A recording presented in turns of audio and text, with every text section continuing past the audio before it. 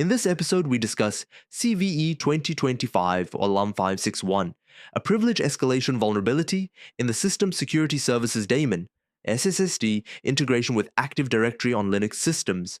The flaw allows an attacker with permissions to modify certain AD attributes to impersonate privileged users on domain-joined hosts. SSSD is a background service on many Linux distributions, including SUSE, Linux Enterprise Server, and OpenSUSE, that handles remote authentication, identity lookups, and caching. It integrates with Active Directory via Kerberos and LDAP plugins to provide centralized user management. This issue is classified as improper privilege management. A fallback in the Kerberos local authentication plugin, SSSD B55 local auth plugin, to the ANN2LN plugin can be abused to escalate privileges without proper controls on AD attribute changes. By default, SSSD CORB5 local auth plugin is enabled. However, if certain attributes like user principal name or SAM account name are altered in AD, SSSD may fall back to the ANN2LN plugin.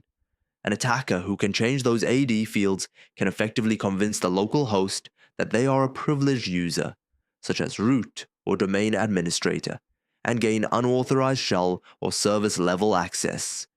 The vulnerability affects all SSSD versions up to and including 2.11.1 and impacts any domain-joined Linux host using default settings. SUSE and OpenSUSE have released patches that update SSSD to versions later than 2.11.1, removing the insecure fallback. Administrators should apply the advisory immediately, audit AD permissions to ensure only trusted accounts can modify user principal name or SAM account name, and verify that SSSD CVE CVE-2025 local auth your plugin is correctly configured. Staying current with vendor security advisories and hardening AD attribute controls will mitigate this risk.